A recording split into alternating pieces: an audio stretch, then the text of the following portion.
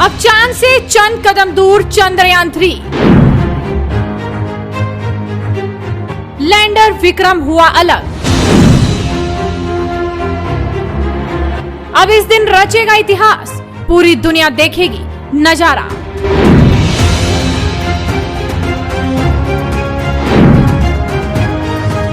चंद्रयान-3 की मौजूदा स्थिति को देखकर ये कहने में कोई गुरेज नहीं होना चाहिए कि हमने पुरानी गलतियों से सीखा है और इसी सीख का सहारा लेकर हम आने वाले दिनों में जो इतिहास रचने जा रहे हैं वो महज भारतीय वैज्ञानिकों को ही नहीं बल्कि समस्त विश्व के वैज्ञानिक बंधुओं को प्रेरित करेगा।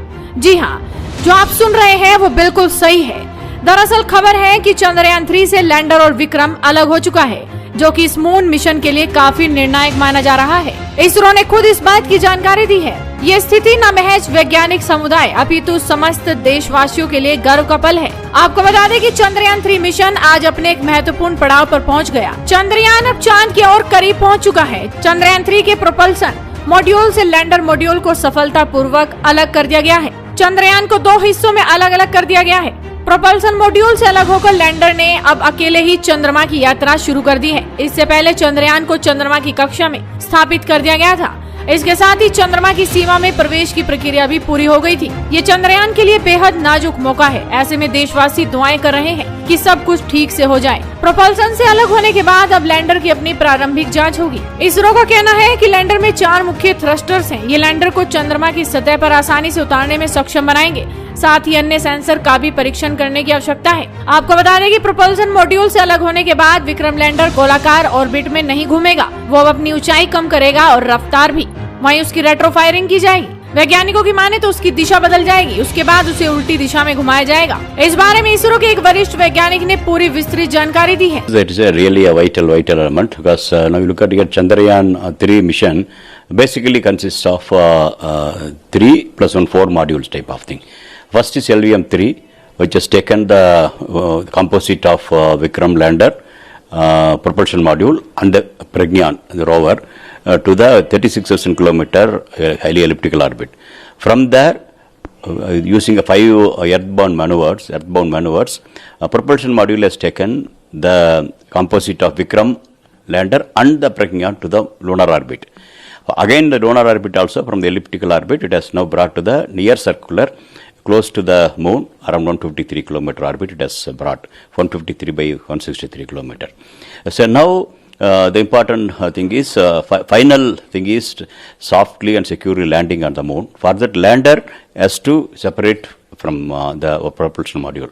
So as of now, all the modules of propulsion system has made its functionalities, and it has done its job. Now Vikram has to take its own course of action. For that, it has to separate. So even after separating, then the major event comes. The major event is 4 800 Newton thrusters. They have to fire to take it to the lower orbit. That also will be done in 2 steps, and ensuring that all the 3 systems are working properly. These 2 steps, it will go down, put 100 kilometer orbit, then from 100 to go to the 30 kilometer orbit. 100 by 30 kilometer orbit. That's a very, very vital. But when it's going very closer to the Earth, so the position of the module has to be ascertained properly. So then from the 30 kilometer onwards, how to move, how to thruster to fire, what orientation to fire, whether how long it will reduce the velocity in the horizontal. Then it has to composite vertical also, it has to vertical fall also, it has to reduce. So that way a lot of maneuvers to be done, and while doing it, it has to make sure that it is going to the proper path. So already loaded pictures of the lunar terrain will be there. You will check against that and try to identify the place where it's supposed to land. It's also supposed to have been already loaded in the system. So all these activities will be done by the lander. So the lander will start its real action only from today afternoon onwards. So that way it's a very, very vital. वैज्ञानिकों की माने तो अब landing में महज 6 दिन बचे हैं।